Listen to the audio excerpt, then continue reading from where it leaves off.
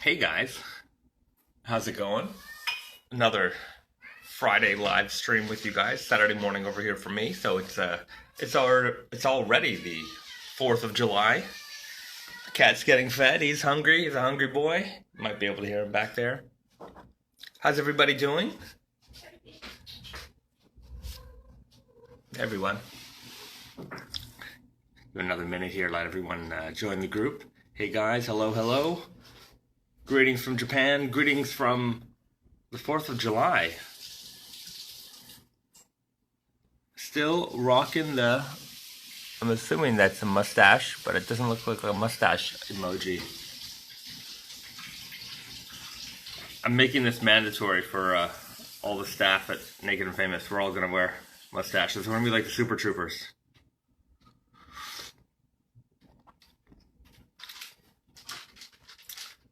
Littering and...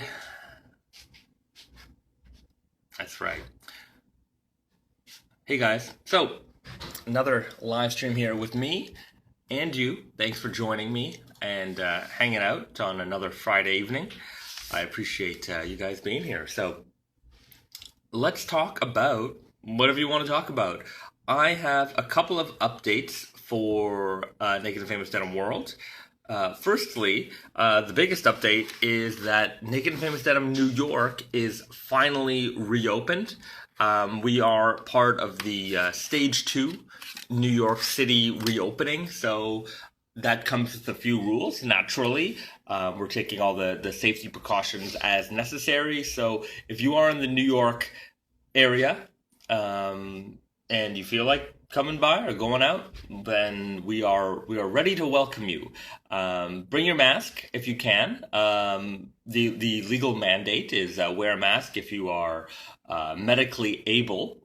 So if you have respiratory issues or whatever prevents you from wearing a mask, perhaps being outside during Corona is not the best thing for you. But please wear a mask if you can. I thought that was a funny rule, but anyways, we will have masks in the store available for purchase as well. So yeah, on Tati and Yoko, we've got a bunch. They're going pretty fast. We don't make a lot of each fabric, so some people are reaching out to me asking if we're going to remake things. Once they're gone, they're gone. So grab the ones that you like whenever you see them. That would be maybe the best rule. I still haven't got mine from the office though. They got lost in the mail. You know, I remember a few weeks ago I was talking about FedEx and UPS very rarely losing things. Our cloth masks were lost. That's okay. We have in Japan here getting masks is not so difficult. So we have a big old box of masks, and I have some foam masks. So we were okay from the beginning. So get your mask if you need one. So Naked Famous Denim New York is open. They're closed on the 4th of July, but every day we will be open from 11 to 7. So I know a lot of people have been waiting for that, and we're ready to serve.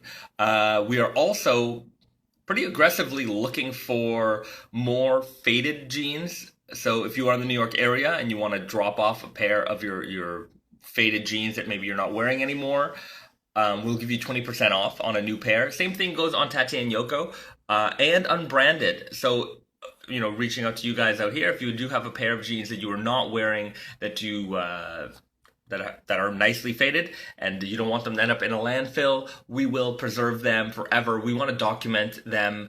At some point, who knows? This would be a very difficult task, but, you know, try to have a faded pair of every jean we've ever made. But, you know, over time, maybe that'll happen. But I do want to have more reference points for you guys. I get a lot of questions from time to time if there are any images of X faded pair or that faded pair. So the more faded pairs we have, the more imagery and things like that I can put out for you guys. So hit me up in the DMs or simply email Tate and Yoko if you're not in the New York area. Email Tate and Yoko, info@tateandyoko.com. Use the subject line trade in or faded pair.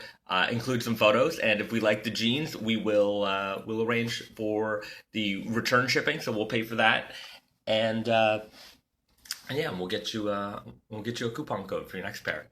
So. That's what's going on in retail land. There's also a sale. If you don't subscribe to our newsletter on then you don't know, or if you're not paying attention. Hey, mom.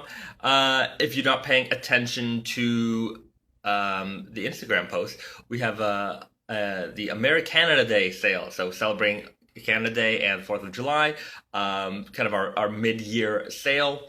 We've got a bunch of markdowns going on the website, so you want to check that out. We've got a lot of deals, and people have been asking me if things there are going to be restocked. They won't be, not really. The only way things get restocked on a sale is if someone like cancels an order or does a return, but realistically, by the time a return happens, it's not the sale's going to be over. So get your stuff while you can. When's the fall sneak peek coming? I've been doing a lot of sneak peeks for fall collection with you guys over the recent weeks. I'll do a couple more today with you guys.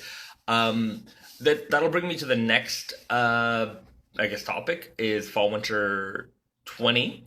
Risa, when do you think the website's going to be ready to show off some of the fall winter 20 stuff? In a few days, less than a week. Okay, so Risa is very, very diligently putting together the website. So on nakedfamousdenim.com and soon on tateandyoko.com, we will have the fall winter 20 collection available for you to preview. So you can be able to see the entire collection, see what you like, make your plans, see pricing. So that'll all be there very, very soon. We've been working pretty hard to catch up since the office has been open for getting that imagery done. So thanks to our great photographer Tatiana out there. I don't know if she's watching. I don't know. But if she is, thank you very much for getting all that stuff done so quickly. There's just so much imagery that needs to be prepared. So that's happening very, very soon. So you'll be able to see all that on the website in the next couple of days. Also, in the next couple of days, I can talk to you about it right now because you guys are so special and you guys get all the information before anybody else. Any fall winter pieces that you haven't shown off yet? No, I've been pretty open about all the fall winter stuff. The only physical things that I haven't shown off yet are the Batman collection, or is the Batman collection. So as soon as that is ready, and I have samples in my hand, I will show that off for you guys.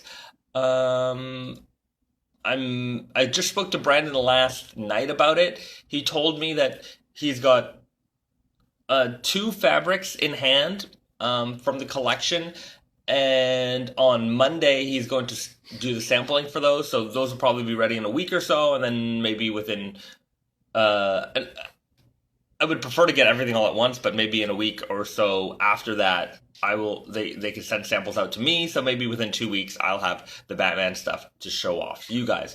But fall winter 20 is going to kick off on August 1st with the tatami denim and something called the Gray Melange Chino.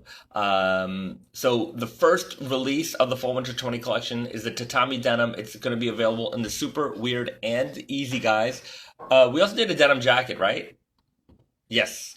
So Friday, 11 a.m. Eastern Time, July the 31st is the first release. That's the tatami denim. Then we go into the next couple of weeks. If you got a pen and paper handy, this is the time to write things down. If not, I'll have this on the website in the next coming days when we do the Fall Winter 20 preview collection on the website. So we're going to start off July 31st with the tatami denim. Then we go on the 7th of August with the Okayama Spirit 4. Okayama Spirit 4 is again available in super weird, easy, and denim jacket options. So you got 4 options to pick from there. We'll also have all the measurements for these products up on the website. Probably not for the initial launch of the preview, but in the next coming days afterwards. Okay. After the Okayama Spirit 4 on Friday, August 14th, all of our releases, by the way, are going to happen on Fridays, for the most part. We've got the Huntsman Selvage. That will be available in 3 fits, super weird and easy guy. So that's Friday, August the 14th. After that, we've got the new Blackened Steel Duck, available in super weird and easy guy. That's going to be August the 21st. Followed up with the Forever Blue Selvage. That's the no fade denim. That will be available August 28th. That will be available in super weird and easy. And then 2 women's fits, the high skinny and the max. So if you are looking for a raw denim that looks raw for a long time, you're going to want to get the Forever Blue Stretch Selvage. And finally, I know that there's some more releases after this. On September the 4th, we're getting into, I think, one of the big boys, one of the ones everyone wants every fall season. That's the Elephant 9 Wild Blue. That will be available in the denim jacket, super guy, weird guy, easy guy. And we also have our indigo basket weave chore coat available on September the 4th as well. So that'll be a pretty big release day. If you love indigo, if you love blue, if you love heavyweight, that's going to be a great day for you. And then we get into the next release that I have a release date for, which is the Seersucker Corduroy jacket. This is going to be available in 4 colors: burgundy, black, brown, and blush. And then we have these available in a woman's kind of relaxed pant. We're calling it the Ridge pant, in the same colors. So for the ladies, you can wear this as a suit. It looks really, really cool. The denim jackets will start at size double extra small, and they go up to size double extra large. The unisex fit. In fact, our denim jackets are unisex fit. They're good for the guys. They're good for the girls. They work for just about everybody. So that will be September the 11th. So we've got from July 31st to September the 11th, every Friday we are going to have a new release, and watch out for the information that comes out with that. Leading up to those Fridays, we're going to be doing basically a week of coverage of that product, and before that, I will do more coverage of the fall winter jeans with you guys here. When I get back to Montreal, I'll do a complete overview of the collection. I'm hoping that we'll be able to travel back to Canada sometime in August. Here in Japan, basically my problem is I can go to Canada, it's just whether or not I can come back to Japan. So as soon as that window opens for me, then we're going to do a little bit of traveling. I think it's going to happen soon. Europe is open to Canada. And I think Japan is gonna follow suit with that. They recently opened Disneyland, so I think that's a good sign of the way society is kind of getting through things here. Reopening is pretty much everything's open. Nothing's not open anymore, huh? Are big sporting events? Is baseball back? I think baseball's back. Yeah, I don't pay attention to the sports, but I see all the baseball team banners in our neighborhood. So there's a lot of sports stuff kind of being pushed. So, and on the contrary, because we have high numbers of positive corona cases now. High, what are high? I thought it was around 50. Over 100 over in Tokyo, okay. 3 days in the world, I think. Okay. So they're cracking down on the night businesses. I see. Host clubs, hostess clubs. Uh-huh. So, in case you couldn't hear, Risa was saying that in the last couple of days there have been uh, higher number of cases. For a while, I thought it was hovering around 50, but I guess maybe the last couple of days it's been around 100. Mind you, Tokyo. What's the population of Tokyo? I have no idea. Like 8 million. Eight? If you consider No. What the prefecture? Because that's probably how they're covering the number. We're gonna Google it. So you let me know. Anyways, the numbers are around 100, I guess, and they're cracking down on they decided that it's the nightlife business that is driving these trends. Perhaps it is. Maybe they're noticing a certain trend among people who are getting infected. Maybe so. The host and hostess clubs and I guess that industry is asking to be closed. So we'll keep you posted. Anyways, Disneyland is open, limited hours, and you got to wear a mask. So I think if Disneyland opens, it's a good sign for Japan. That's pretty good, big one. Somebody's saying 25 million for Tokyo.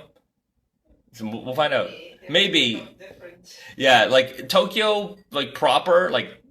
So prefecture of Tokyo Risa says prefecture of Tokyo has I think It's not an easy question. no, it's like no, wait, that's not okay. Just ask Google. Yeah, that's what I'm doing. 13 million? 13 million? Yeah. 9.6 in the city of Tokyo, but 9.6 million in the like Tokyo proper, the city, and then the prefecture goes up to 13 million. So the test results are out of 13 million. No, I mean without yeah. doing that many tests. Yeah. So Risa's saying that that those 100 cases are based on the 13 million prefecture of Tokyo. So I think that's maybe a good number. I don't know. They're not good numbers. What do I know? Okay, so let me get a pair of the Dragon Ball Z collection jeans. They're available on tatenyoko.com. Do heavier jeans last longer? That's a good question. It depends on what you do in your heavier jeans.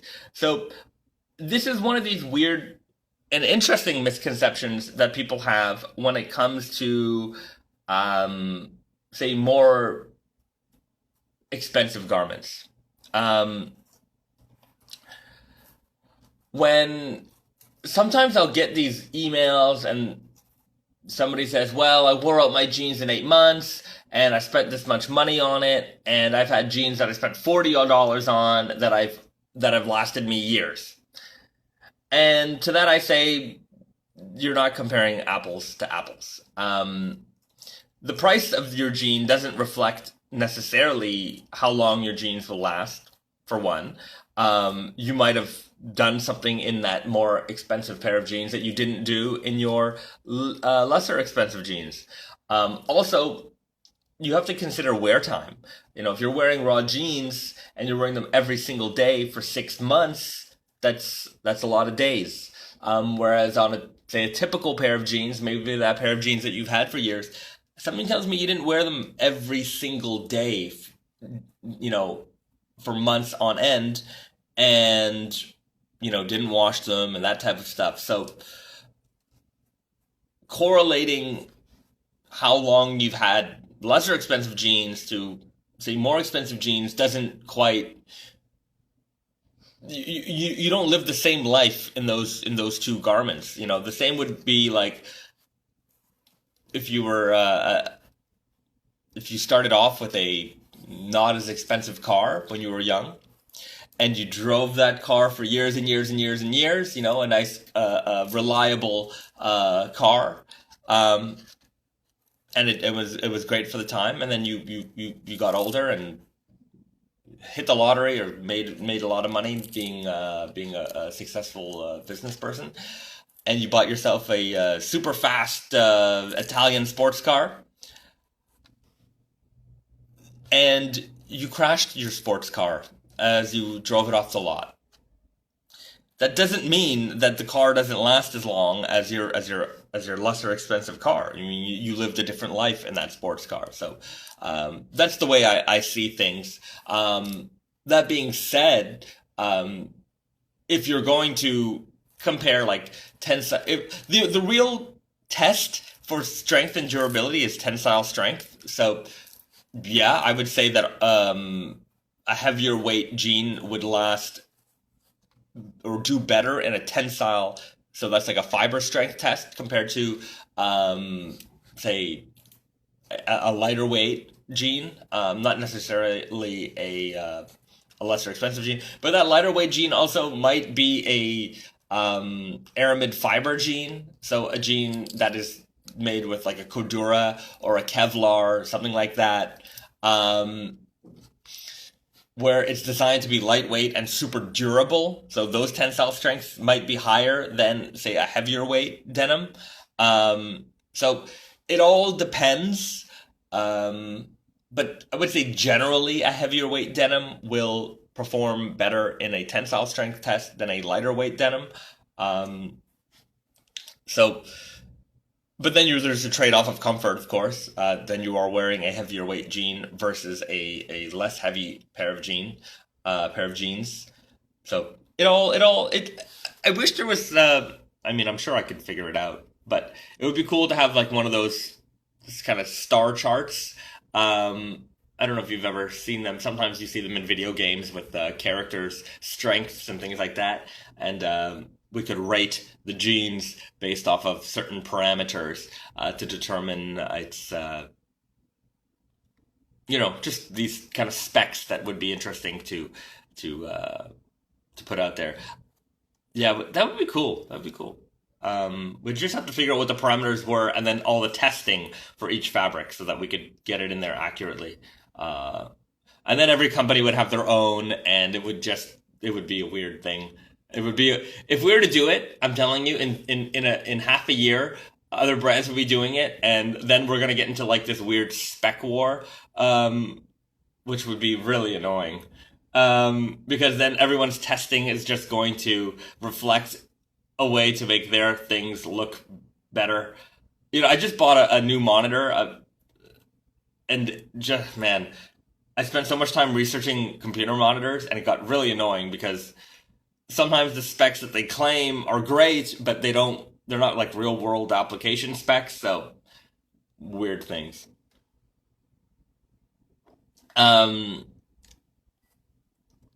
Love the sash, man. Suits you. Hope you're well. I'm doing well. Great to see you, Alnor. I want to come up to Waterloo. I want to see you guys again. It's been too long. It's a weird time because right now we would have just been coming back from Paris, I guess, and we saw a lot of people, a lot of friends.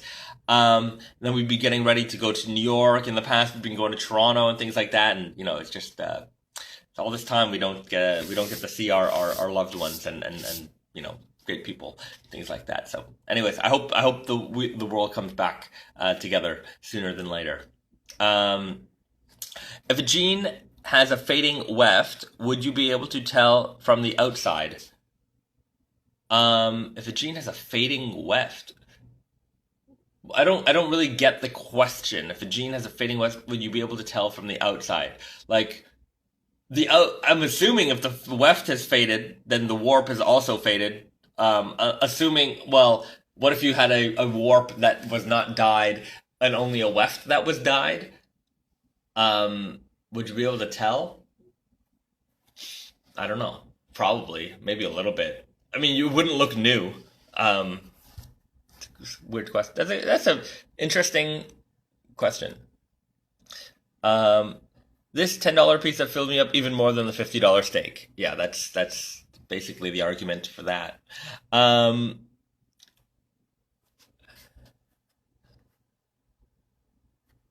Reading a couple of questions here. Is the Okayama Spirit 4 just the Samurais version of the Vegeta denim? No, it is a different denim. It's not the same denim. I would say that the Vegeta denim was a little bit more, had more knots in it. It was probably closer to the Okayama Spirit 3 than the Okayama Spirit 3 4 is to the Okayama Spirit 3. I said the Okayama Spirit 4, to me, if you want to compare it to anything else that we've done in the past, maybe the MIJ5. The MIJ5 was a heavyweight, big slub, and very, very vertically streaky up and down. Whereas, and that's very similar to the Okayama Spirit 4, I would say. Yeah. Hello. We will come and see you. Be safe, man. How's Japan? Japan is good. I have to say that just being here for the pandemic has been not so stressful. But then again, the only point of reference I have are angry people on Facebook, and that's probably not a good place to get any of your news. So I have to take all of that stuff with a grain of salt. You know, everyone's posting about people freaking out in the grocery store, or people freaking out here and fighting over toilet paper, and none of that really happened here. Even when there was like the week and a half of toilet paper shortages, there was no fighting. I mean, I heard we had just taken over our home here in Japan. So we had to go to Costco and buy some stuff, and we heard there was a toilet paper shortage. We got there was toilet paper. It was not really an issue. So yeah, that's pretty much been our experience here.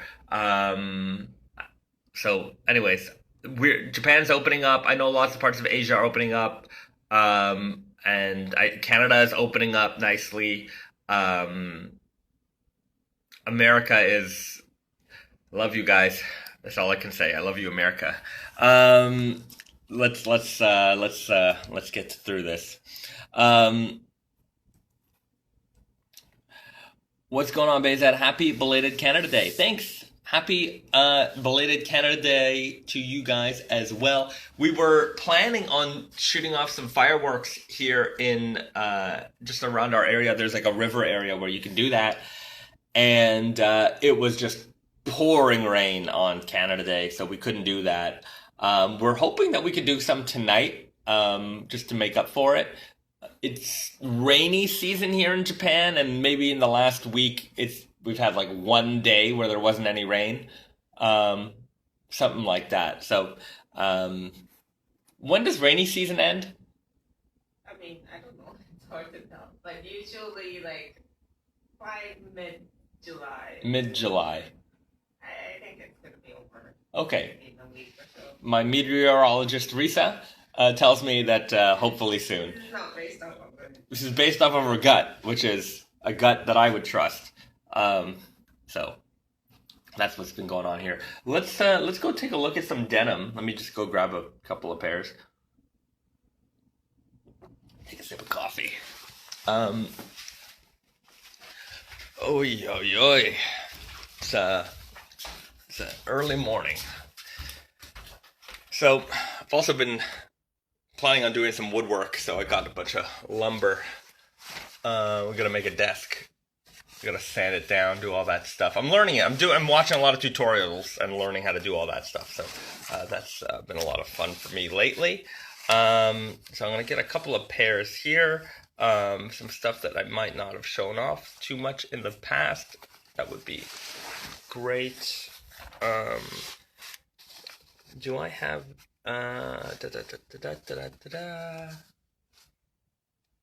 yeah. So that's what I'm going to show off today. Yeah, I think we're good. So, that would be cool if there was like a green cast fading warp and a red cast fading weft. That could be cool if we did, yeah. I would like to do that, like a a core fading denim with a contrast fading weft. Or, well, just a contrast weft. Maybe not even necessarily contrast fading. Just to start off the day, let's take a look at... just a couple of weeks ago, you showed us an upcoming shirts at the drop of the fall. What were they called? That was the 100% cotton Melton, heavyweight Melton work shirts. I'll grab one of those to show you guys in a second. Can you post a video of the jeans you released and the background information of how they came to be?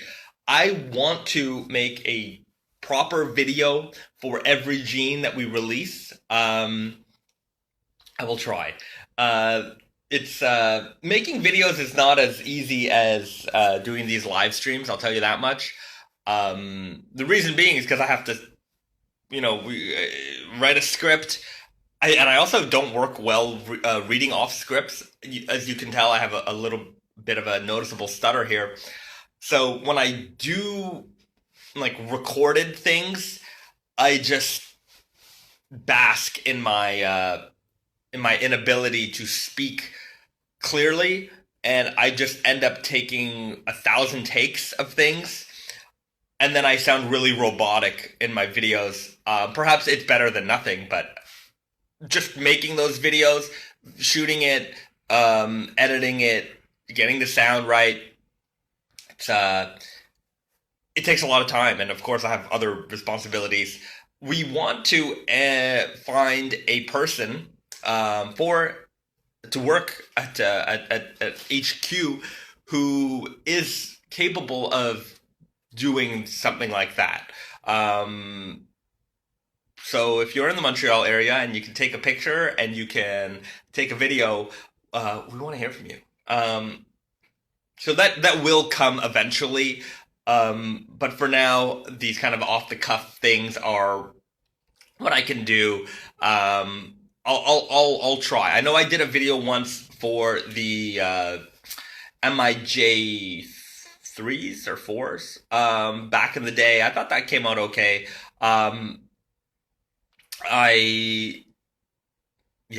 So I'll try. I know once we've done a couple of podcasts where we talked about specific jeans and how they came to be. So maybe that might be a more interesting format, because I could kind of speak off the cuff like I do here, which is a little more comfortable for me.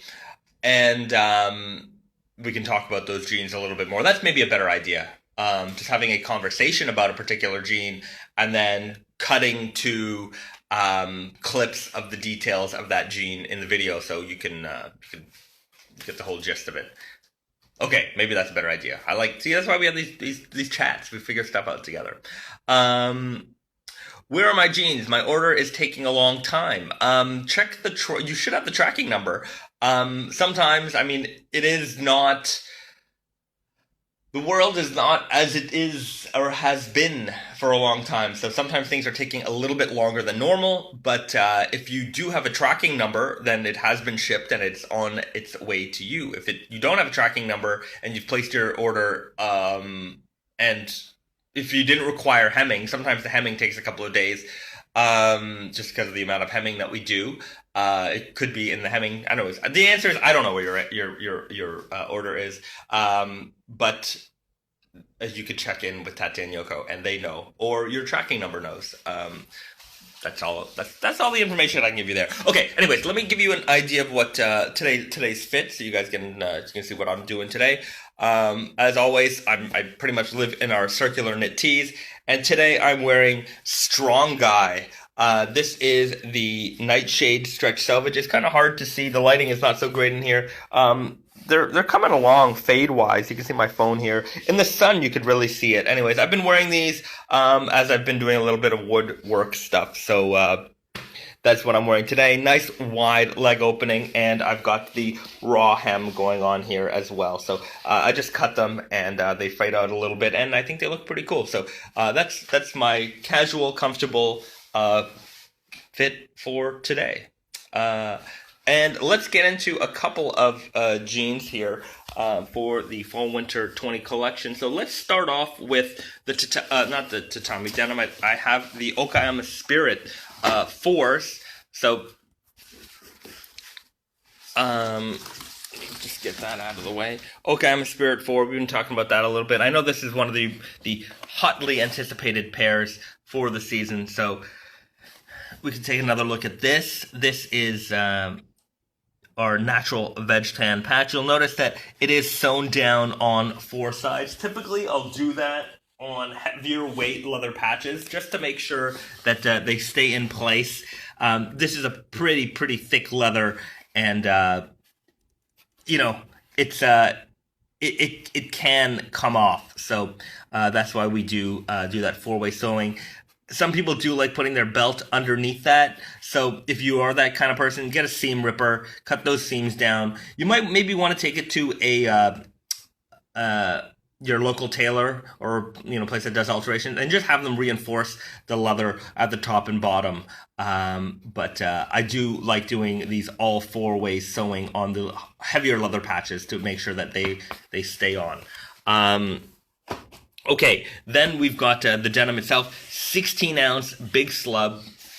Lighting is not great today. Sorry, guys. The sun is not shining. It is very cloudy and gray. Hopefully the color is coming out okay here, and it's not contrasting too much. Yeah, it's a tough day for color.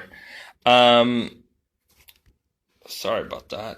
You can see the fabric here, rough and bumpy and very slubby. You can see that streakiness is very noticeable, no matter where you are looking at it from, whether it's up close or from further back. This is one of those fabrics that you're going to get comments on. People are going to ask you about that denim.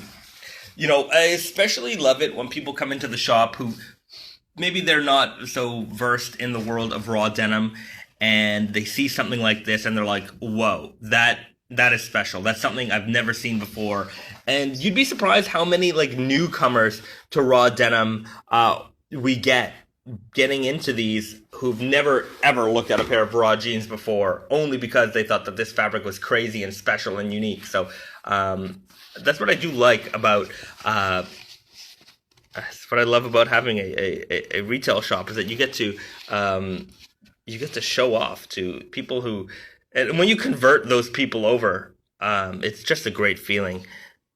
So you got the selvage ID right over there. So it's kind of hard to see. It's like a reddish brown selvage ID.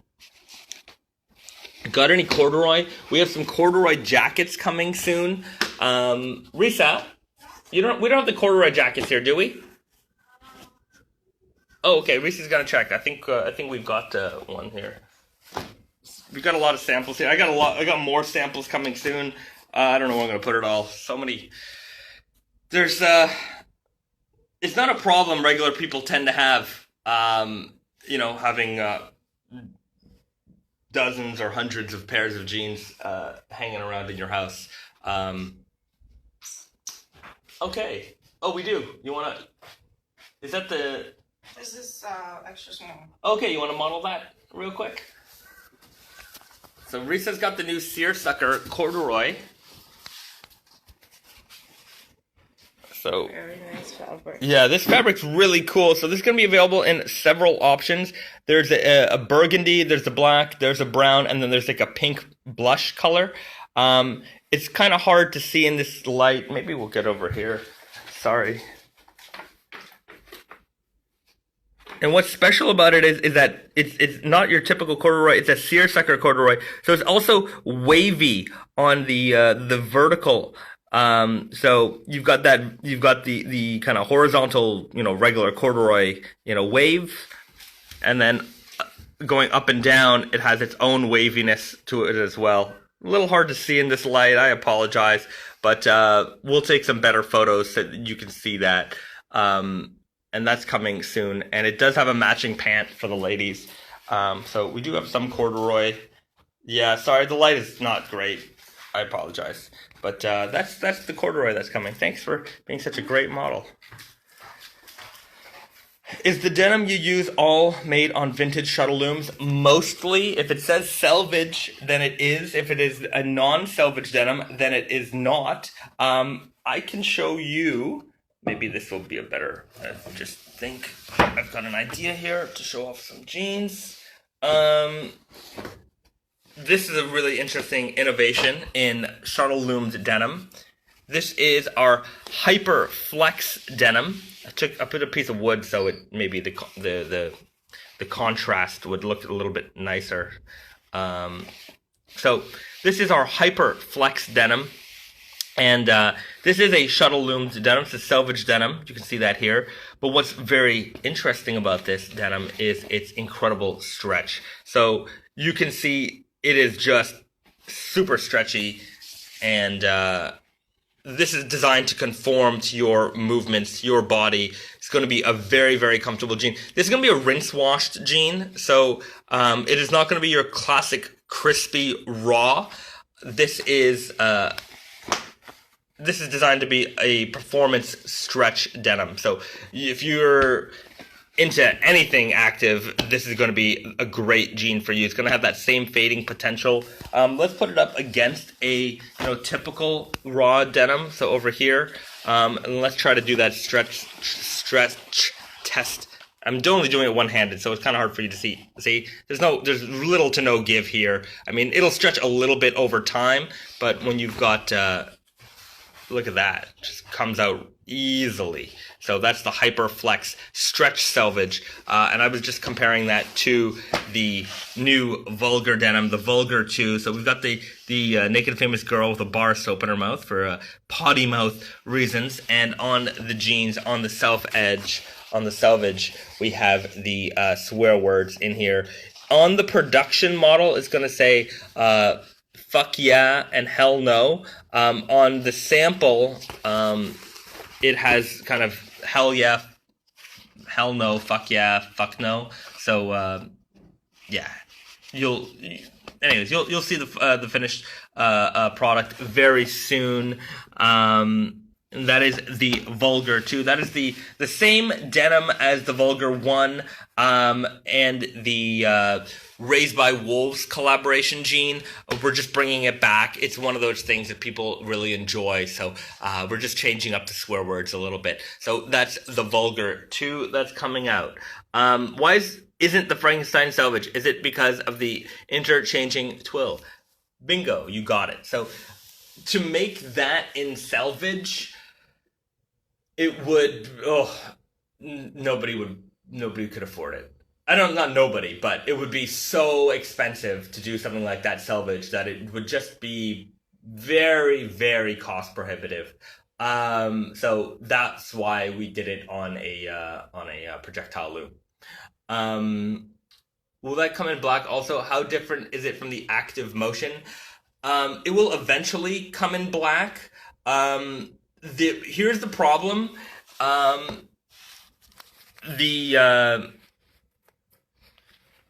The weft. No, it's not really going to be a problem. They always tell us it's a problem to do like these high performance stretches in black. We've done it in black.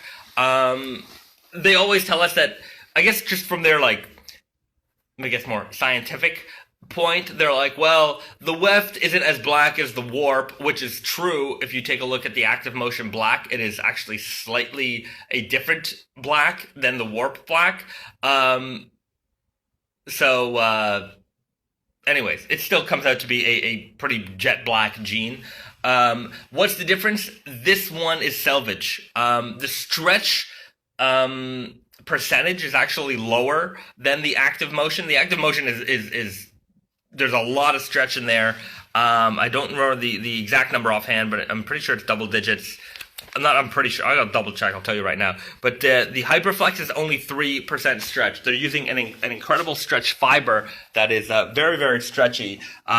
So we can achieve a lot of stretch without having a lot of stretch in the jean. Whereas the active motion, this is a very high stretchy jean. The active motion is 43% cotton, so the rest of it is a blend of rayon and polyurethane and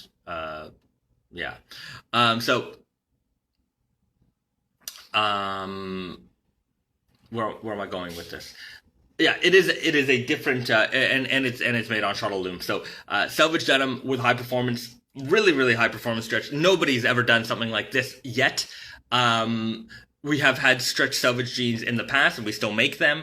They just don't stretch like this guy. This guy really, really gives. I mean, I'm wearing the nightshades right now, and there's 2% stretch in here. And this, if you didn't, well, I guess after a while you would realize that there's stretch in here. But I think for some people, it doesn't have that. If you've ever worn stretchy jeans, you'll know there's stretch in them, because when you move, you can really flex that fabric. Whereas with the nightshade or some of our other stretch selvage, you don't get that really extreme flex. They're comfortable, and perhaps you don't really know why they're more comfortable than a 100% cotton jean if you're just going from one pair to the next, trying them on in the change room. So I think that's what really makes the Hyperflex special, is that you could do high kicks in them, and you could do anything in that jean. I mean, we've done a lot of this type of performance stretch before, but it's the first time we're doing it in selvage. It is not an easy thing to do. Basically, the way that this works is that the shrinkage rate on that fabric is something like, it's a huge number. It's ridiculous, in the 20s, maybe, or even 30% range. So that's why we can't sell it raw. Because weaving with a stretch fabric, a stretch fiber, think about it. When the shuttle is going back and forth, it's like a rubber band, you know? When you pull a rubber band really hard, it extends, but when you stop putting that pressure on it, it shrinks back. So in order to weave with this fabric, they have to go very, very slow so that they're not stretching out the stretch fiber. And then the stretch fiber will shrink after washing. So basically, we have to do all the math to figure out the shrinkage rate on that jean in order to get the jean made properly. So that's what's going on there. They basically just weave that fabric really, really, really slow, so that you can get stretch into a selvage fabric without extending the stretch during the weaving process. But the stretch fibers shrink during the washing process. So anyways, that's why the shrinkage rate is so high. Very technical, but you get a really, really great mix of performance stretch and selvage, which you don't ever see. So welcome to Hyperflex land. Will there be new Okayama Spirits anytime soon? Yes. So we just covered the Okayama Spirit jean here. It will be coming out on August the 7th. So that'll be the second release of the Fall Winter 20 collection. I was speaking about it a little bit earlier in the stream. The Fall Winter 20 collection will kick off on July 31st with the tatami denim. This week we will have the preview of the Fall Winter 20 collection available on nakedfamousdenim.com and Tate and Yoko, and then I will follow that up with the release schedule so far. So that goes all the way up to September the 11th with the tatami denim starting on Friday, July 31st, and then every Friday after that we will have a new release following up with the Okayama Spirit 4, the Huntsman Selvage, the Black and Steel Duck Canvas, that's on Friday, July 21st. The Forever Blue. The Elephant 9 comes out on September 4th. And then we have the Seersucker Corduroy. So that jacket that I just showed off earlier will be available on Friday, September the 11th. Now, these are Tate and Yoko release dates. Other retailers may release things a little bit sooner or later. You have to check in with them. Essentially, we ship the goods to our customers. We let them know what our release schedule is going to be, and some people follow it, some people don't, as with pretty much any release in the world. But we're not some of these big companies that are gonna crack down on them if they don't release it on a specific time or date. It's you can't do that. So we put out information on our social feeds leading up to that Friday, so you'll see more information soon. And I was talking about it earlier here that maybe we'll do some more in-depth conversations about each product as they come out, so that you get a little bit of information, some background story on that jean, to give you a little more insight into what's going on there. So a lot of things to work on in the fall winter 20 release world, and then there's still a bunch of releases that are tentative. I'm still waiting on production schedules for that in order to update the release schedule. Releases for the fall are going to go all the way into December with the Batman collection, so that is coming out around holiday time. It's so weird that my brain it's already past 2020. We're into 2021 spring summer collection. That's I think I might be able to show some of that off starting next week. The office sent out the sample set to us here, so you'll probably get a couple of previews of next year's collection very soon, before even this year's stuff comes out. So you guys always get the inside scoop when it comes to that. Do I have a preview of the Huntsman? I can grab it for you. Sure, I can show that off. This is another one that I think is going to be a really popular one this season. It's a very, very cool jean. Whatever I show you on video here is not going to do the fabric justice. How about after this stream? I might have even said this before. Sorry if I've said it and I didn't do it. But after this stream, I'm going to take a photo, some nice photos of this jean, and let you guys see the details up close. There's a lot of really cool things going on in this jean. So I think this one's going to be popular once people get a real good whiff of what's going on here. So this is the new Huntsman Selvage. Let's start off with the leather patch. You've got that great suede rough out patch, nice brown color. It matches this jean, I think, perfectly. Yeah, the color is really not great right now. I apologize for that. You've got this really nice warm blue tone to the denim, and that warmness comes from the weft, which I think is very special. Take a look at the inside.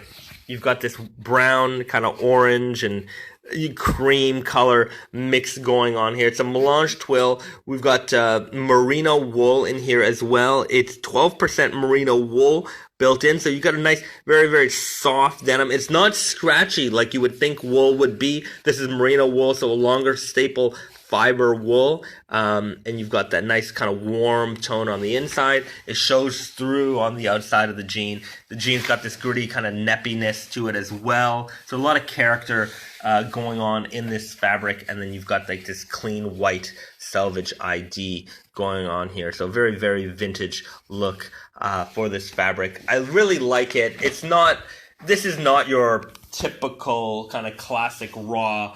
It's got a lot of character in the fabric.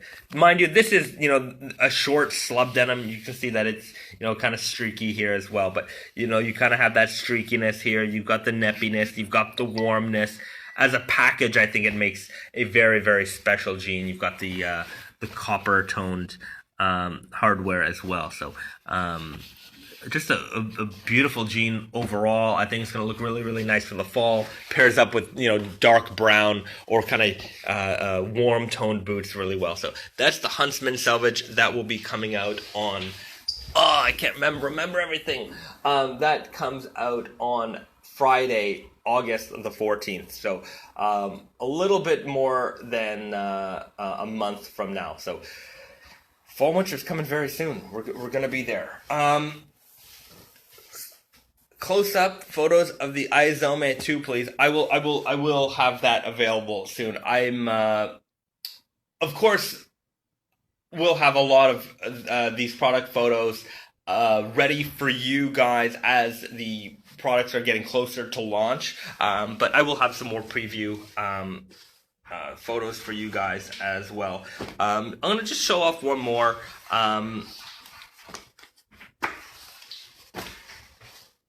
the tatami denim. I know a lot of people have been looking forward to this one. This is going to be the first release of the Fall/Winter 20 collection. That is July the 31st.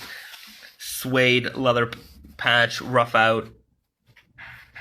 And then you've got this really, really incredible fabric. It is not denim. This is tatami. So tatami is traditional kind of Japanese floor mats. But instead of weaving it with straw, these are made with indigo dyed cotton yarn. So over time, you can see that the fibers kind of separate. You know, it's its own layer here. So over time, these fibers will bust and break and split apart and fade. And so over time, you're going to get, you can see over here, you know, over time, you're going to get this really crazy, frayed out, weird looking fabric, and it's going to look so cool. You can even see here on the sewing lines are separated like that because these strands are all one by one. It's all individual. So, this is going to be a really, really cool piece. Not a lot of production on this one. You know, it's not a traditional jean, so it'll be quite limited. I think there's only 300 or 400 pairs, including the jackets, for the whole world. So not a lot of pairs of that guy. That's just kind of a, you know, a special thing to make just because it's cool and weird and we like it. So I hope you guys enjoy that one. Hey, Bezad, thoughts on lined back pockets and yoke? I mean, they're cool. We've done a couple of things like that in the past, you know, for some special edition stuff. I don't know if, like, you know, for me, it adds a lot to the cost, but I don't know if it adds a lot in terms of, like, anything else than that. It's nice to look at, I guess. Like, if you wanted to make a really, really beautiful garment, you might do things like that. But I don't know if it serves as much function as it does beauty. So if you're trying to make something with a lot of pop and wow factor, sure, it's great. You're going to pay for it. So I think if we do things like that, it's probably better to reserve it for special edition items where it's you know, you want something that's a little bit flashier. Like even with the back pocket lined, I guess if you do that, it certainly adds more durability, but how much more durability?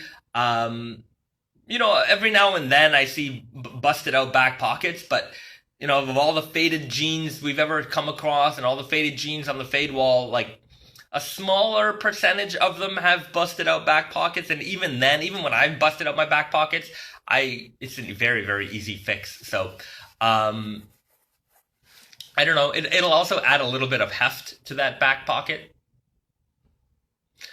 I think it's a nice detail. I don't think I would ever incorporate it into a regular collection. I mean, nothing we make is regular, but like our you know, seasonal collection items, unless it was something kind of specifically designed to be kind of over the top. My wife just picked up a pair of black gauze wrap on sale. I'm calling it her gateway item to Naked Famous.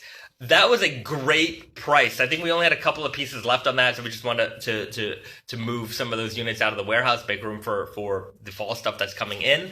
That wrap top is great. Risa, you wear that wrap top all the time. Risa develops all of our women's collection, so every time I hear people getting into the women's stuff, you know, it makes me so happy. And I know a lot of people, you know, our audience is a lot of guys, so some of it is some convincing work to get their significant others, their lady friends or whatnot into the ladies' collection. So thanks for all the hard work. We're trying to make the photography better, especially on the women's side, because I know for us guys, I mean, sometimes the fit pics and all that stuff are coming. You're already starting to see that on the website, more and more updates. Again, a lot of these photos were planned to be done months ago, and we all know what happened. So we're doing a lot of catch up right now. I know our photographer is very busy right now. So women's collection. So there's gonna be more photos there. If you want to see really beautiful photos of our women's collection, Sunset Star, check out that Instagram. They're a fantastic retail partner of ours. And Butterscotch also takes unbelievable photos of our women's stuff. They're so talented. They're so very talented, and they make our stuff look like $1 million. If you want to convince anybody into getting into our stuff, check out those Instagram accounts and see those photos there. I'm gonna after this stream, I'm gonna find some photos that they did of our women's stuff, and I'll put them on our Instagram stories, and you should go and follow them, and you'll see a lot of great photos. Man, it's work. Man, it's work. LOL. My girlfriend loves it now, though. Well, I'm glad. It does take. Butterscotch is the shit. There are some great people out there. Boy, is their photography fantastic. I'm so jealous. Also, James Dant takes. I've gushed about his photography before as well. Very, very talented people over there as well. Also, Tommy is such a great guy. There's so many good people we work with, and so sad we don't get to see them. Anyways, we'll last time we were in Vegas, we spent a lot of time with Tommy there in Vegas, and it was very, very fun. If you ever hang out with me, I can be a little, sometimes a bit of a troll. So I like having fun and funny conversations. So it was a great time hanging out with Tommy there. We had some great dinners, and anyways, I'm looking forward to seeing all of our friends and retail partners very soon. What was I talking about? Oh, great photography. Yeah. So we are working on our photography on our website. It's coming. We're a lot of what Naked and Famous is people doing a lot of different jobs at the same time. So it's we're getting there. I know Tati and Yoko is upping their imagery a lot lately. Garrett is a fantastic photographer as well. He's the wizard of 32 ounce. For those people who don't know, he's the manager of Tati and Yoko. He's doing a lot of that photography on there along with Tatiana. Anyways, we're constantly trying to improve. Somebody dropped their at names, Sunset Star and Butterscotch. Okay, I'm going to do that right now. I think I can do it at Sunset. I don't know if it works.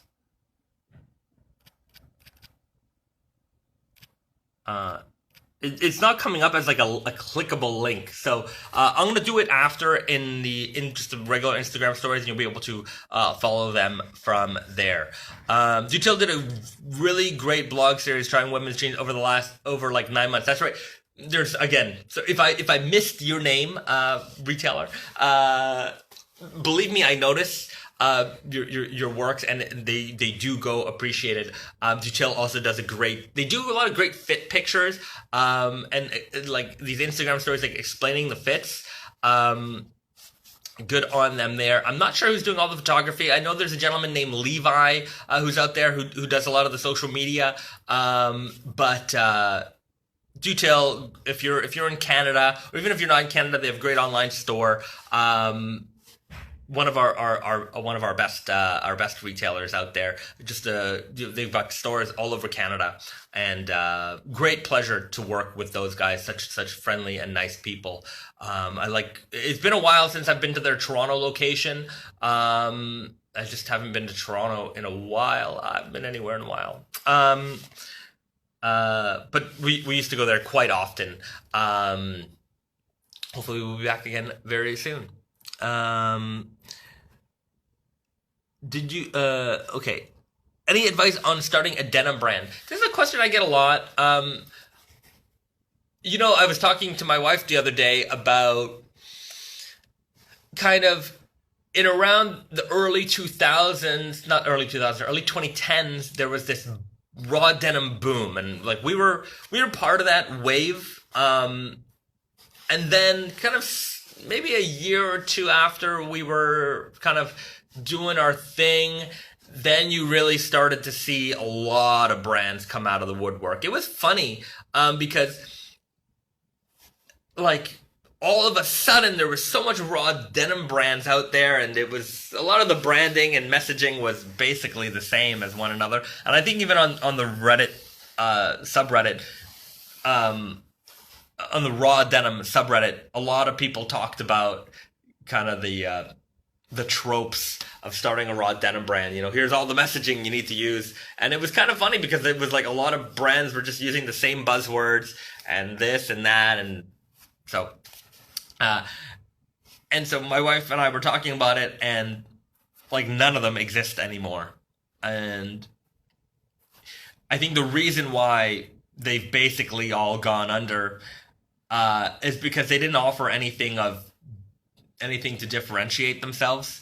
So I think if you are going to make a denim brand or any brand, don't try to find, this is going to sound weird, but don't try to find a customer. Try to make something that you really like. Because if you make it, then, and it suits you, that product probably doesn't exist anywhere. So you've made something that's special and unique. Whereas if you try to do something that already exists, well, it already exists, and you're just trying to catch up to them. And I think that that's a losing race. So try to be unique in whatever it is that you try to accomplish in anything. And I believe that you'll have a better opportunity doing that. And not everything works, but at least if you make it and you stay true to yourself and your beliefs and your design concept, then it's also not something that is replicatable. You can't copy your creativity. So nobody else can come after you. They could try, but there's something about your taste that will resonate with your fans. So, there's Coke and Pepsi, and then there's everything else. Yeah. Although some of the everything else is nice. I'm not gonna knock off-brand cola. Sometimes they're nice. Fentimans, for example, has made a nice little niche for themselves in the upscale soda world. So there's that. Who else makes a good cola? I have to say, as a cola lover, Coke is the best. I could say that. Coke is the best. Sorry, we're going to get into junk food rant time. I'm going to hold off on that. Will you do pocket teas again? We do pocket teas every season, so you will always see pocket teas from us. Hipster Culture is behind that book, I think. And since Hipster Culture is on the decline, I don't see it happening again anytime soon. Raw is too obscure and too much of an effort for most people. Hipster Culture. Here's an interesting take on that. I remember, in the late 2000s, I think that term really blasted off, and I feel like hipster culture was, jeans and suspenders and fedoras and bow ties. That was a funny and interesting time. And so what did those people turn into? There's that episode of The Office where Aaron, they're releasing the prism, the pyramid, not the prism, the pyramid. That was so, and they had Erin, and she was dressed up as a hipster, and that outfit is so perfect of what hipsters were looking like at that time. Those people don't exist anymore, huh? That look is really. I don't know. Yeah, it's on the decline. It's definitely on the decline. You don't really see overtness of that. You still see curly mustaches every now and then. But Hipster look has been a lot. Yeah. What are they dressing like now? I wonder. Are they less ironically wearing vintage garments? Perhaps that's what it is. Or vintage style look, less ironic. It was something weird about it, because you felt that there was something. Were they genuine? Were they just not genuine? I don't know. I mean, I've definitely been called a hipster, and I'm sure people would still refer to anybody young and kind of maybe not so alternative, because there's certainly that world. But I would say that maybe if you're wearing like nice boots, nice heritage boots, and like vintage aesthetic, then you're maybe a modern hipster. Maybe that's what it is. I'm not sure. I also feel that it tends to that term also is like an age range. So maybe once you're over 30, you don't apply as being a hipster anymore. I don't know. I don't know. It's a good topic. It's a good topic. They're all millennial socialist now. Millennial socialist now. Millennial. I don't like that term millennial. I don't know what age range it's supposed to encompass because technically I'm in the realm of millennial. I was born in the early 80s. But I'm not the same as someone who was born in the early 90s. There's a difference between going to school and then, like, for most of my education, I didn't have the internet. So, and then to me, that's where the line is. Like, when you started school, were you on computers and using the internet? When I started school, I remember in like grade 3, we had a computer lab with like 286s on it. There was no internet, and we were doing typing classes. That's what and like, then I went to another school, and in grade 4 and 5, our school didn't have computer. We had like one computer in the library, and that was it. And I would use it to play games after school. And then in junior high, again, we had very, very, I remember we got a high-tech 486 computer lab by the time I was in 8th grade, and there was no internet. So I think being able to go to school, I think that the difference is whether or not you had to reference an encyclopedia.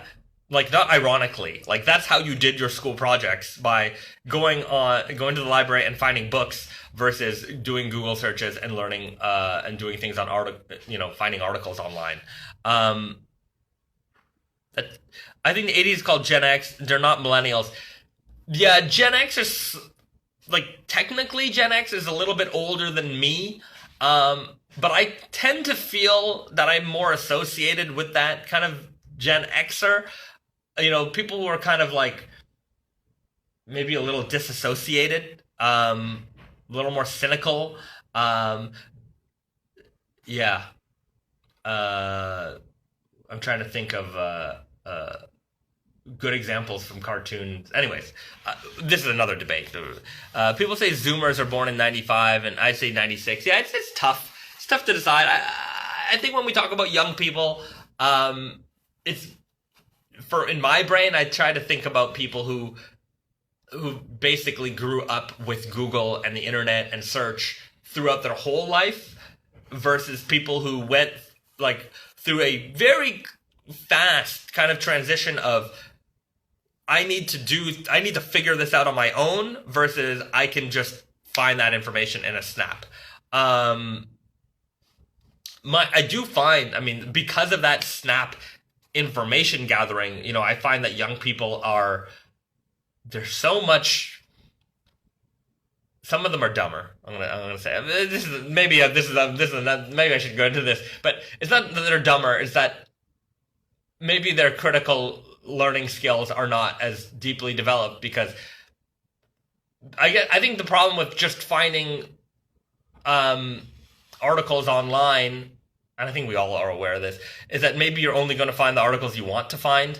Whereas when you had to reference textbooks, that information, something like final about information in a textbook, and you read one set of information that's final, and then you go to another source, and then you read some other final information, and you're like, okay, wait, that doesn't make sense, or there's some conflicting information here. So which is correct and not correct, and then you kind of have to deep dive and find more final information. Whereas I've seen anyone can post anything they want on the internet. I definitely remember at the end of high school when like the internet for research was like teachers were like, don't use the internet, and I'm like, oh, yeah, right, I'm totally gonna use the internet. But I remember teachers were like, no, you have to source books. So yeah. So maybe that's the difference. Anyways, what do I know? Being that we must be close in age, perhaps. Let me put it to you this way: were you a child when G.I. Joe and Teenage Mutant Ninja Turtles were on television? If you were, then we're about the same age. Were you in high school when Nirvana was big? If yes, then Gen X. I was in junior high. So I wasn't in high school. I was in junior high, and it was big. Wu-Tang was big. Wu-Tang was big for my entire junior high and high school. So that's the age that I grew up in. So MTV, waiting for the music video to come on, Much Music, Canada. That would be a thing. It was like, you're watching Much Music, like, okay, only 5 days until the debut of this music video, only 4 days until the debut of this music video, and you're watching these countdowns. I used to watch the hit list on YTV. And that was also another thing, Smashing Pumpkins, that's right. But yeah, watching these countdowns on television, isn't Wu-Tang still big? It's not the same. I mean, I think it's big in terms of pop culture and people like nostalgically, and people my age, we still listen to that stuff. But I think young people don't listen to it. Or if they do, they're not like, it's not their main thing, I listen to DMX and NWA and Bone Thugs and Wu-Tang, and like that was I'm just trying to think what else is going on at the time. Juvenile's a little bit later on. I'm just trying what was the name of that rapper? Jin, remember Jin? He was on those rap battles. He's a Chinese rapper. He was incredible. I had that. Forget what the name of his album was, but I definitely had it. That was pretty cool. I wonder what Jin's up to. Anyways, I like these nostalgia trips. Negative Famous Time G.I. Joe collab. So many options. Yeah, G.I. Joe would be a fun one. I've already said it before. I would love to do Ninja Turtles. That hopefully we can make that happen one day. That old album was the only copy that exists. I have no idea what happened to it after he got arrested. I think that guy still has it. I don't remember his name, but he was kind of that evil genius guy. If you want to call him a genius or not. Skrelly? Anyways, yeah, I think he's in jail. I'm not sure what's going on with that guy. The pharma supervillain. I think I saw some interviews with people about it, and I think he got a kick off of being an internet supervillain. Yeah, I don't know how he feels about that now. Transformers would be cooler than G.I. Joe or Ninja Turtles, though. Yeah, Transformers is such a rabbit hole. I've personally,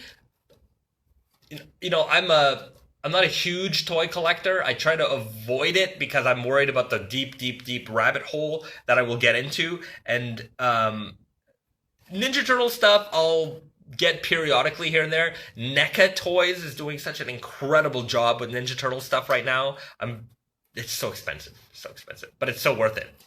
But I don't want to get into toy collecting because I have too many collections going on, and I think toy collecting will drive me insane because I will go from being like, oh, okay, I'm okay with loose toys to being like, oh, I want them in-boxed, and then I want them like graded in box. I don't know. It's tough. In Japan, there's a lot of these they're not thrift stores, they're second-hand shops. Basically, they buy all your stuff. And I guess there's a lot of people who collect toys here, and so inevitably, a lot of toys end up in these stores, and they're boxed, they're in great condition. It's a retailer called Book Off, and some of them they're branded as Hobby Off. So basically, for any kind of hobby, they have just people, whatever their collections are, things that they want to sell, they buy it and then they resell it, and they're big locations.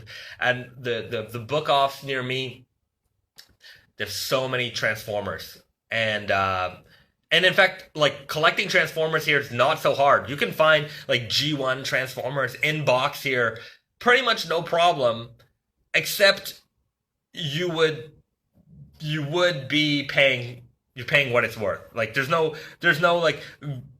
The thing I find difficult about being here as a collector is that there are no garage sale finds, or flea market finds. In Montreal, you can go to the flea market and there's a guy selling toys. Like, and you'll get a good price on them sometimes. Sometimes they know what they have. But like here, everyone knows what they have and they're charging exactly what it's worth. So it's hard to be a thrifty collector. Would you guys ever do a vinyl figure? I don't know. Interestingly enough, Brandon, before starting Naked and Famous Denim, seriously considered getting into the vinyl toy market, and being like a distributor for different vinyl toy companies. So in the showroom, in the office, there are a couple of random boxes of vinyl toys, and that's where they came from. So it was kind of one of those things that he was considering. I think vinyl toys at the time were starting to gain a lot of heat, and he was just trying to figure out a business for himself. And that was one of those things. So I think if we ever wanted to get into doing that, Brendan still might know people who do that kind of stuff. I don't know. I think it could be interesting to do if we did a vinyl toy Gene character, that could be kind of fun. But I don't think it would just be a fun project, nothing like a serious business kind of decision. You can't have too many hobbies. Stick to denim and movies, and you'll never have a full collection. It's true. I also collect video games. That is oof. I've kind of toned that down a little bit over the last maybe year or so, just because I haven't had enough time to play. I think for the last couple of years I probably spent more time collecting games than even playing them. So I toned that down quite a bit. But I watch a lot of video game YouTube. So too many hobbies gets really expensive too. Tell me about it. Mustache is looking great. Thank you, my man. Good to see you, Dan. More mugs. I missed out on the mugs you guys did years ago. Naked and Famous milk glass coffee mug. I would like to do that again. There's some complications with that in the past. So maybe we'll try to do that again. I can tell you this right now that if we were to ever do it again, they won't be as cheap as we sold them for before. We definitely sold them for like half the price they should have been selling for. It's a long story. I don't want to get into it, but we were basically selling them close to cost. So yeah. Tie-dye denim. I don't know if that's for us. Maybe that's for you as a customer. Maybe taking like the natural seed and seeing what you can do with that. I kind of personally want to do that myself. Seeing a lot of tie-dye out there, I think is a lot of fun. That could be a fun project to do. Just got back into Destiny 2. Hot damn, yeah. I mean, I've been playing Doom Eternal. I got a new monitor. And yesterday, so I'm just trying to get that all sorted out. I can't get G-Sync to work for some reason, and it's been driving me crazy. So yeah, anyways, don't know what to do. Denim and movies, how about a Criterion crossover? I would love to do a Criterion crossover or an A24 crossover. They've got a lot of cool movies. I think with A24 it might be easier because they own those movies, or at least I believe they are the owners of those films. So doing merch with them, it might be easier. Whereas when Criterion does a movie, they're doing it. Uh, they're re-releasing another like company's movie. So the licensing there might be a little bit difficult unless we did it with just Criterion and like with the brand. I would love it. I think that would be. I know somebody at Criterion, so maybe that could be cool. Maybe down the line. Anyways, let's. I do love these movie tie-ins, so maybe down the line we could do a Criterion collection gene. I don't know how that would work, but I just love associating with things that I love. So that's it. David Lynch Eraserhead jeans. They fade to a nightmarish hallucination. Oh boy. The options we have in Criterion Land, or like personally, like just like Wes Anderson stuff, I would like to do. Just his styling is so incredible. If I could work, that would be really cool. That'd be really cool. What would that jean look like? Depending on the movie. Anyways, any heavyweights coming out soon? Yes, the Elephant 9 Wild Blue, that is coming out on September the 4th. I'm going to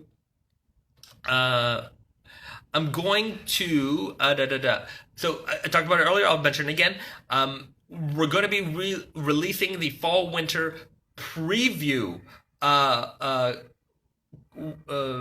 Fall winter previews on the Tatsuya Yoko and Naked and Famous website this week. So you're going to be able to see the entire collection, read the product description, see the pricing. So that's all going to be available very soon. And then we will follow up also very shortly with the release schedule and then measurements for all the products as the products come into stock. So the release schedule starts right now. It's starting at July the 31st with the tatami denim, and it goes all the way up to September 11th with the Seersucker corduroys. I'll have the full, and we'll have a new release every Friday from then until then, and probably all the way up until around Christmas time. So we've got a lot of great products coming out soon, and we'll be updating you guys on the release schedule as I get my production schedule reports. Potential movie tie-in, The Matrix.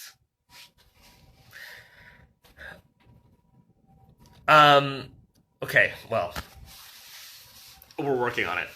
All I can say is we are working on it, and green coating text running down the selvage. I'm already working on something like that will glow, just like, that digital falling print. I'm working on it. So it's in the works. The amount of, I don't know if I've talked to you guys about the love of I have for The Matrix. It's one of my favorite movies. I have it. I just rebuy that movie every time it basically comes out. It was my first DVD. I even bought it before I had a DVD player. I just wanted it so much. I remember seeing it in theaters. I have it on DVD. I have it on Blu-ray. I have the trilogy on Blu-ray, also with the Animatrix, and then I bought the 4K Matrix release, and then there was a 4K Matrix release that came out. I bought that too. So I have it every single way you could ever have it, just because basically there's, I love the Matrix. I love the Matrix. The original Matrix is good. The Animatrix is also very good. If you haven't watched it or rewatched, I rewatched it recently, and it's so good. The Animatrix is so good. What do I wear today? The blue pair or the red pair? I do want to have a blue pill, red pill jean. That will be cool. So, anyways, it's in the works. It's not one of those things. It's very preliminary. All I can say is that we have the rights, and we are working towards building that out. So, come on, guys. You're not gonna. Anyways, the future is bright with these movie tie-ins. I love the fact that we can do these, and if you're a movie lover, then you'll really appreciate these. Ever been to the Toyota Museum in Nagoya? I have not. I've been to Nagoya only one time, and yeah, I don't remember. Sorry if we've been to Nagoya more than once, a few times. We did some antique 2 times. 2 times, maybe 3 times. The only thing that we do in Nagoya is antique hunting, because there's this antique dealer that we know, and we would go to his warehouse and we would basically raid it.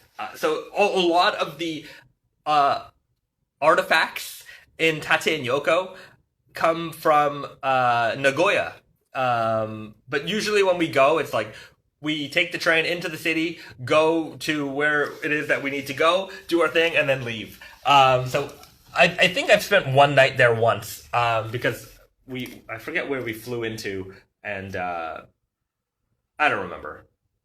Spent one night in a hotel, then we woke up, went to the place, and then left. Sorry, Nagoya. We never spent enough time in your city. Although we did eat some nice chicken wings there. I remember there's some famous chicken wing restaurants. They're famous for their chicken wings. That's one thing I love about Japan, is that everywhere you go, they're always famous for something. Whether or not it's actually good or not is debatable, but there's always a thing to know about the place that you're going. I don't often, usually. Well, many cities, sometimes they're famous for something, but many times they're not. But like pretty much everywhere in Japan you go, they're like, oh yes, this is the best place for this type of plum, or this type of fish, or this kind of water. So it's always fun to learn about the local specialty. I picked up some beer at a local college brewery, and the person asked me what was on the pocket of my jeans. It was Toxie. Got to sell them on. Got to tell them about you guys. That's awesome. I think I turned a bunch of people onto Trauma as well during that thing. So I appreciate. I love talking about the things that I love. So thanks for talking about the things that you love. It's passion is contagious. I recommend the museum on a future trip. Lots of looms and textile stuff in that museum. I will definitely check it out. Some of the mills we go to have their own little museums as well. So it's seeing like old machines, even from like hand woven stuff from their history they have. So anyways, I'm always interested in that kind of thing. A slightly higher rise than Easy Guy and a strong taper. Higher than the Easy Guy. Interesting. I don't know. I don't know. I don't know. The thing to work on when I have time to work on it will be the updated Groovy Guy, which will be basically the same jean with a slightly less flare at the bottom. But I mean, if there's enough people looking for a higher Easy Guy with a stronger taper, that's got a pretty small leg opening. I'll have to see. Leg grading makes it tough, I realize. Yeah, like maybe on a bigger size. I'm not sure what size you're wearing. The leg opening might not be as small as you want, but I mean, we would just adjust the grading. I don't know. I appreciate the feedback. I'll size 40, 42. Right. Yeah, I mean, once you get to the bigger sizes, the leg opening does get a little bit smaller. A more tapered jean, maybe we could adjust the grading on the bigger sizes of the Easy Guy. That could be something to consider. Let me consider that. Because, yeah, I guess it might get too big. I'll see what the measurements are. I'll double check it. But yeah, maybe it's less skinny than you want it in those bigger sizes. Alternatively, and I know that this is maybe just a cop-out, you could do the pin roll on your jeans. I do that on my strong guys. Sorry to look at my feet. Let's see if I can do this one-handed. So I do have that big leg opening here on the strong guy.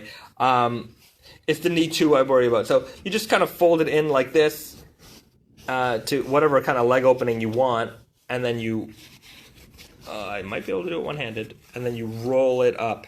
If you get both hands, you can roll up all the sides, and once you've got the pin roll going, I get things tapered too. Just adds cost though. You don't have to pay. You don't have to go and get things altered. Do the pin roll. Sorry, I can't do it one-handed. Risa, can you record me? I'll do the pin roll. You'd be surprised how well this holds. It'll hold all day, and you can take a wide leg jean.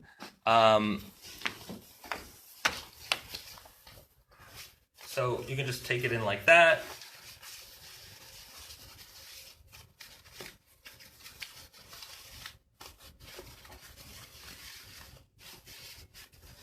And then, it looks like a nice, if you do it a little nicer than me, you got a nice kind of clean cuff, and that's what your jeans look like. And you've got now a small leg opening. So you go from this leg opening here to that leg opening there. And, it's going to hold all day, no problem. You can do it nicer than this. I mean, I just did it rough. But, if you look at the shape of this leg, take a front on, you can see how wide it is here. I got a wide knee, and then I did a pin roll, and that's what that looks like. It doesn't look weird. And you have that small leg opening, and you can convert your wider leg jean to a slimmer leg without having to alter them. And that way, you can do it, what's going on here? My camera's not turning around. That way you can kind of have multi-purpose out of your jeans. So maybe try the pin roll and see how that works out for you. I suspect you'll like it. Yeah. Okay. Whoa, is Tarantino filming? Is he filming? I don't know. Is he making a movie right now?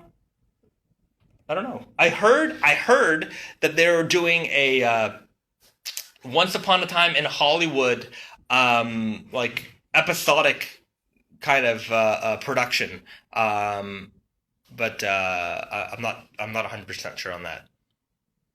Okay. I'm gonna call it. I think that Instagram has turned off the time limit on these live streams again because I'm not getting that too much feet. LOL. sorry for my not attractive feet. But I'm at home. I'm wearing shoes. So the live streams are there's no time limit on them anymore, but I'm gonna call it a day. I think I've been on. Tarantino has a foot fetish. I get it. Enjoy my feet, guys.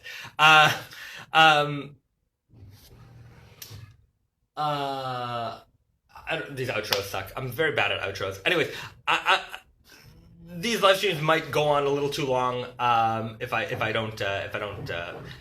Okay, snack recommendation on the way out. I haven't got any new snacks. See, you guys get me. Once you talk about snacks, I guess that's the way to end basically everything. So I'm gonna end it on snacks. Do I have a snack recommendation? We haven't been snack shopping. Lemonac. This is a good snack. So, actually, and we kind of got a different version of it as well. Let's try this. We're gonna try this with you guys, and then I'm gonna call it a day. Okay. You rock. Thanks for the awesome live. You guys rock. So this is a really neat snack that I found, and I really enjoy them. This one, it looks okay. Feels okay. Let me just get my coffee.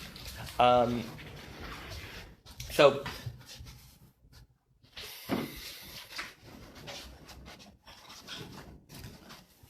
we're gonna end the live stream with a.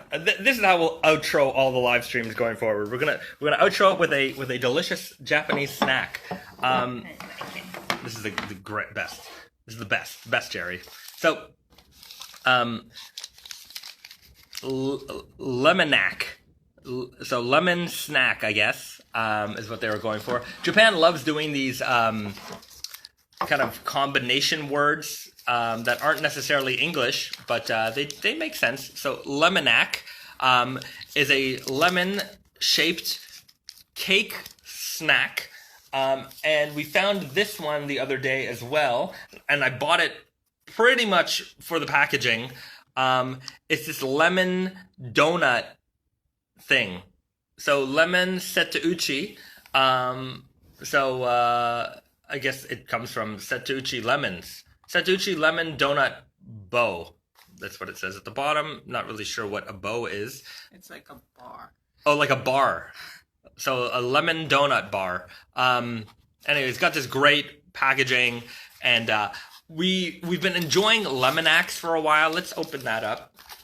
Here, we'll get the opening situation here. Okay. So let's plate it. Oh, it's a little melty. Yeah. So it kind of looks like a half lemon, and on the same level as those banana ones at the Tokyo Station. So the Tokyo banana, it's a very touristy thing. And I would say they're okay, but I think this is way better. So where am I living? I'm in Japan, in Yokohama. So when you cut into it, you can see that it's like a lemony chocolate, like a white chocolate lemon kind of coating, with a lemon cake on the inside. And lemon cake is so good. I love lemon cake. So that's what Lemonac is. And these are like 50 cents, 60 cents. Like it's kind of funny that you can buy snacks still for like 50 and 60 cents here in Japan. Oh, wait. Let's open that up again. So let's so Risa's opening this up. Sorry. It's okay. It's all good. And then let's pull that out. So, okay. So it's got like mini donuts. So like a donut stick. The packaging is nice. Yeah, got 3 in there. You get 3 in there. I thought it was gonna be like one donut. Yeah. Yeah, it's. I thought it'd be like one big one. Okay. Anyways, let's open this up. Okay. You have the world's best streams. Thanks. Oh. Okay. It's very like donutty. It's very oily. Yeah, it does feel a little oily. It looks like a old-fashioned glazed kind of donut. It's kind of glazed though. Not really glazed, like an old-fashioned. Yeah. Sorry, I always get the old-fashioned glazed. So we've got lemon cake with chocolate coating and I guess donut bar stick thing. It's not as attractive looking as the Lemonac, but the box is. I guess that's kind of what you get. You want to cut that in half and see if it looks like the box. It's got a little like It's got a crustiness to it. Okay, so let's give these a try. Mini buttermilk. Okay, let's do this. Wait.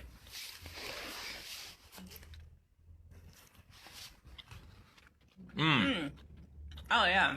Yeah, it's very lemony. See? It's a little too crusty. Japanese Twinkie. Yeah, it's not soft. It's got like a bit of hardness to it, but Got a lot of like, I mean, because it's donut. I assume it's been like fried, but it's Yeah. got, like it's very lemony. Like very lemon. It's good. Very lemony. yeah. I wish it was less oily. Yeah. You can definitely feel the oil on your hands. Yeah, and because it's so small, like the oil part like is outside, and there isn't much of the inside right. like a regular donut. Yeah. There needs more fluffy donut fill on that one. Mm-hmm. Okay, next. Let's go for Lemonac. Okay. Anyways, we've had these before, but these are really good. Perfect.